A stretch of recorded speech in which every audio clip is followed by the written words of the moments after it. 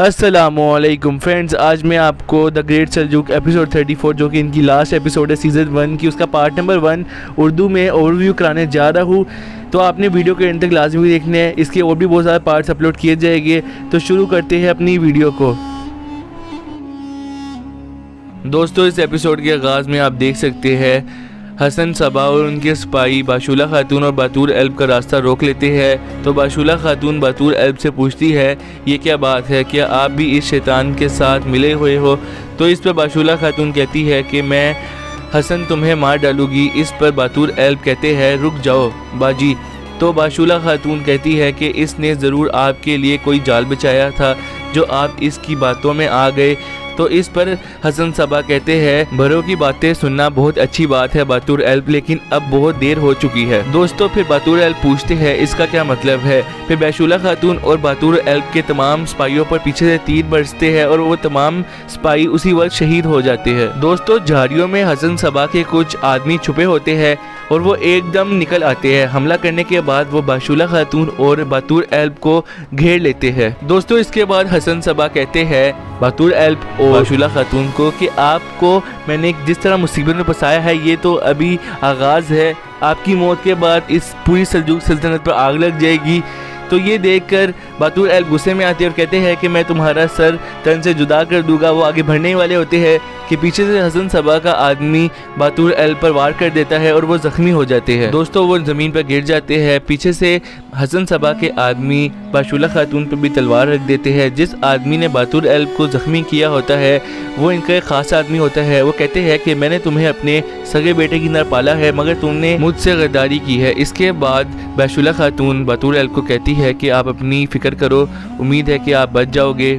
तो एकदम हसन सबा कहते हैं कि पहले मैं तुम्हारे सर से शुरुआत करता हूँ, फिर बाद में मैं बाशुला खातून का सर उड़ाऊंगा। दोस्तों, दूसरी तरफ हसन सबा कहते हैं कि अब तुम दोनों को मुझसे कौन बचा सकेगा। पीछे से तीर आते हैं, तमाम लोग पीछे देखते हैं। तो वहाँ से आवाज़ आती है कि मैं सुल्तान अल्परसलान का बेटा मलिक शाह आपको बचाऊंगा। और दूसरी तरफ से सुल्तान अल्परसलान के दोनों बेटे आते हैं और तीर चलाने शुरू कर देते हैं। ये देखकर बातूर एल्ब और बाशुला खातून बहुत खुश हो जाती है। दोस्तों, इसके बाद जंग शुरू हो जाती है। मलिक शाह और उनके बेटे और साथ उनके सिपाही हसन सबा के सिपाहियों के साथ लड़ना शुरू कर देते हैं। इसमें बाशुला खातून भी लड़ना शुरू कर देती है, साथ ही बातूर एल्ब भी लड़ना शुरू कर देते हैं। दोस्तों, इसके बाद नेक्स्ट सीन में जुबैदा खातून अपने सिपाहियों को कहती है कि वापस महल चलते हैं। तरकान खातून करहान फौजी हमारे रियासत में दाखिल करवाने का हिसाब देगी। दोस्तों, जुबैदा खातून अपने सिपाहियों के साथ वापस जाने ही लगती है कि एकदम पीछे से तरकान खातून अपने कुछ सिपाहियों के साथ आती है और कहती है कि जुबैदा खातून मेरे सिपाहियों को छोड़ दो। दोस्तों, इसके बाद जुबैदा खातून कहती है कि आपने करहान से हमारी फौज में सिपाही दाखिल करवाई, ये तो खुलम खुला गद्दारी है। दोस्तों, इसके बाद जुबैदा खातून कहती है कि तरखान खातून तुम्हारी गद्दारी सामने आ चुकी है। फिर तरखान खातून कहती है कि अपने हुक्म के नीचे सिपाही जमा करना मेरा हक है, कोई मुझे रियासत का गद्दार तस्वुर नहीं कर सकता। जुबैदा खातून, अगर अगली मरतबा तुमने मुझे गद्दार कहा तो मैं तुमसे इसका बदला लूँगी।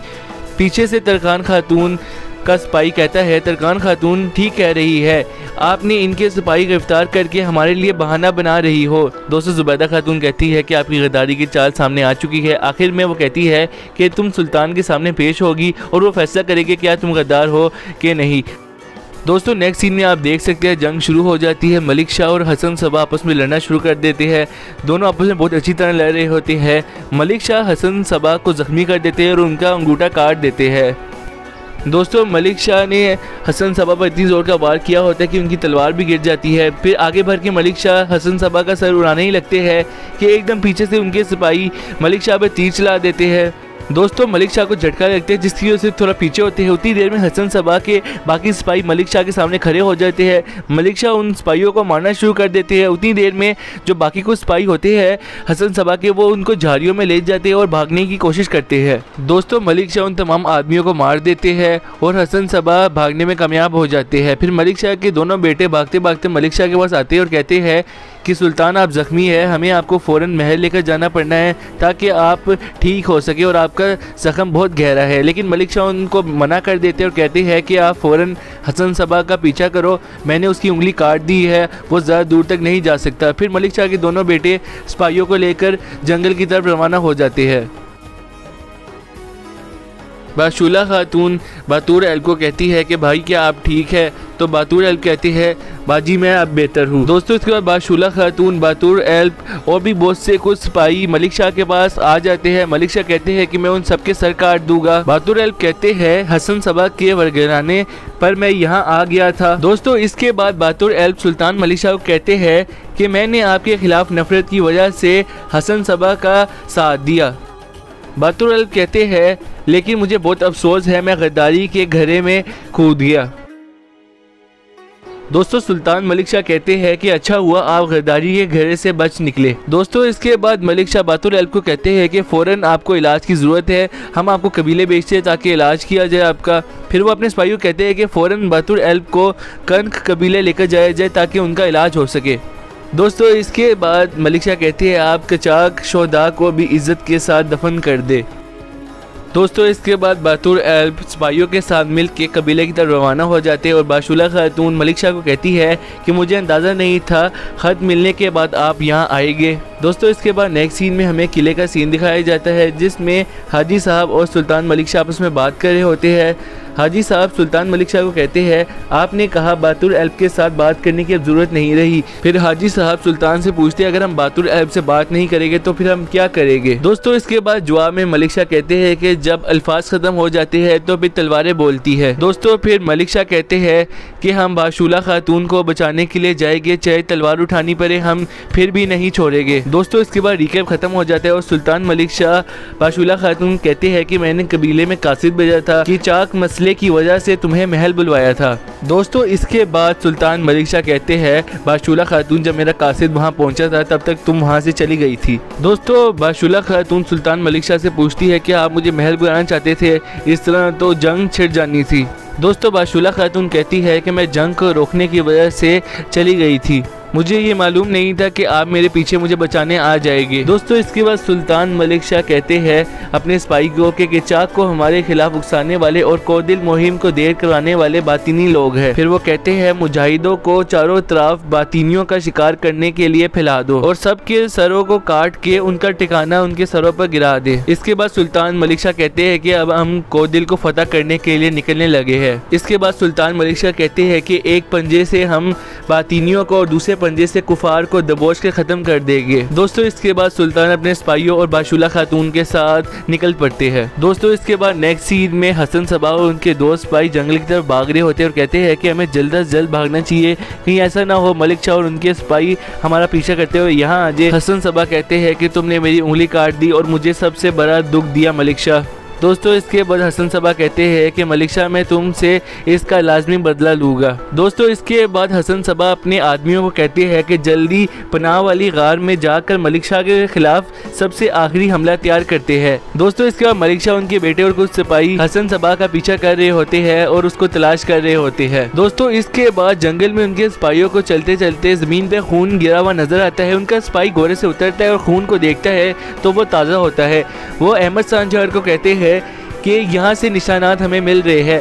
तो फिर अहमद सांचार कहते हैं कि मेरे वालिद मलिक शाह ने हमें सही रास्ता बताया है, उम्मीद है कि हमें आगे जाकर हसन सबा का खुफिया राज नज़र आ जाए। दोस्तों इसके बाद तमाम सिपाही उन निशानात का पीछा करते हैं। दोस्तों इसके बाद जुबैदा खातून तरकान खातून को महल में ले आती है और एक दरवाजे के अंदर बंद कर देती है। वो कहती है कि बाहर हमने सिक्योरिटी नाफिज कर दी है, तुम इस कमरे से बाहर नहीं निकल सकती। फिर तरकान खातून कहती है कि मैं सुल्तान की बीवी हूँ। दोस्तों इसके बाद जुबैदा खातून कहती है गलती करने वाला चाहे कोई भी हो, चाहे वो सुल्तान हो या उसकी बीवी, सब बराबर होते हैं। और वो कहती है कि आप लोग जिसकी मुस्तहिक हो वो आप पाओगे। दोस्तों जुबैदा खातून कहती है मैंने तुम्हें मना किया था कि मेरे साथ ऐसे जंग ना करो, अब तुम पछताओगी। दोस्तों आखिर में जाते जाते जुबैदा खातून तरकान खातून को कहती है कि आपके गले में मैंने फंदा डाला है और सुल्तान ये फंदा खींचेंगे। दोस्तों इसके बाद नेक्स्ट सीन किंग कबीले का होता है। यहाँ पर हाजी साहब, बाशुला खातून, हकीम और सुल्तान होते हैं। सुल्तान के लिए बाशुला खातून महरम तैयार कर रही होती है क्योंकि सुल्तान का ज़ख्म बहुत गहरा होता है।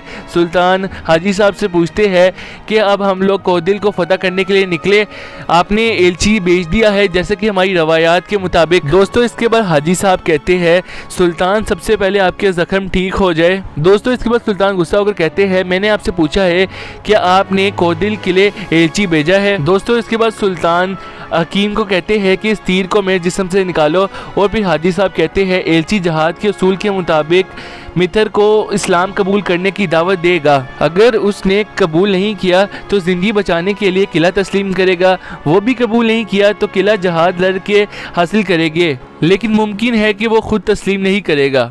इसके बाद सुल्तान कहते हैं मुझे भी उम्मीद है कि वो इसको कबूल नहीं करेगा। इसके बाद हकीम सुल्तान को छुरी देता है जो कि फुल आग की तरह गर्म होती है। वो अपने ज़ख्म पर छुरी लगाते हैं ताकि खून ज़ख्म से बहना बंद हो जाए। दोस्तों इसके बाद बैशुला खातून डॉक्टर साहब को कहती है कि आप ये मरहम सुल्तान के लिए इस्तेमाल करें, ये मैंने उनके लिए बनाई है। दोस्तों इसके बाद एक सिपाही खैमे के अंदर दाखिल होता है और सुल्तान मलिक शाह को कहता है कि बातुर एल्प आपसे मिलने आए हैं। बातुर एल्प सुल्तान को कहते हैं कि मेरा इलाज हो चुका है, मेरा जख्म भी अब ठीक हो चुका है और आपने हमें गद्दारी के घरे से बचाया। बातुर एल्प सुल्तान मलिक शाह को कहते हैं कि मैं आपका मकरूज हूँ, चाहे इसे जिंदगी के बदले चुकाना पड़े तो भी इनकार नहीं करूँगा। दोस्तों इसके बाद सुल्तान मलिक शाह कहते हैं कि हम एक ही नस्ल के खून है, हम सिर्फ अपने मकसद के मकरूज है। अब के बाद अगर बातुर एल्प अगर आप हमारे मकसद से दूर रहने की कोशिश करेंगे तो आपका कर्ज अदा हो जाएगा। दोस्तों इसके बाद बाशुला खातून और बातुर एल्प आपस में गले मिलते हैं और कहते हैं तुम्हारा शुक्रिया बाशुला खातून, तुमने मेरी मदद की, और ये कहकर वो चले जाते हैं।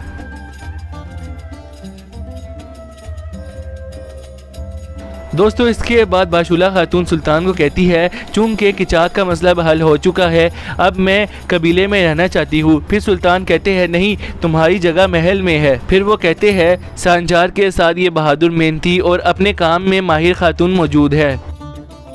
सांचार को शायद अच्छी माँ की ज़रूरत नहीं हो, लेकिन महल में तुम्हारी ज़रूरत हमें है। दोस्तों इसके बाद सुल्तान बाशुला खातून को कहते हैं कि तुम्हारे साथ नाइंसाफ़ी का मामला ख़त्म हो चुका है, जासूस वाला मामला भी अब बंद हो जाएगा। अब बाशुला खातून तुम महल की खातून बनोगी और सिपाही तुम्हें महल ले जाएंगे। दोस्तों इसके बाद मलिक शाह हाजी साहब को कहते हैं कि मुझे उम्मीद है कि एक पंजे से हमारे बेटों ने हसन सबा को पकड़ लिया होगा और दूसरी तरफ हम अपने पंजे से कोदिल फतह करने के लिए तैयार है। दोस्तों इस तरह ये एपिसोड ख़त्म हो जाती है, इसका पार्ट 1 ख़त्म हो गया है और आपको बहुत जल्द पार्ट 2 भी मिलेगा हमारे चैनल पर। आपने हमारे चैनल को सब्सक्राइब लाजमी करना है, बेल आइकन को प्रेस करना है ताकि हमारे चैनल की लेटेस्ट अपडेट से बाखबर है। नए आने वाले पार्ट्स का लिंक डिस्क्रिप्शन में मौजूद होगा, आप उसको भी लाजमी देख सकते हैं। कमेंट बॉक्स में अपनी राय का लाजमी ज़ाहिर कर। मिलते हैं किसी और वीडियो में, तब तक के लिए अल्लाह हाफिज़।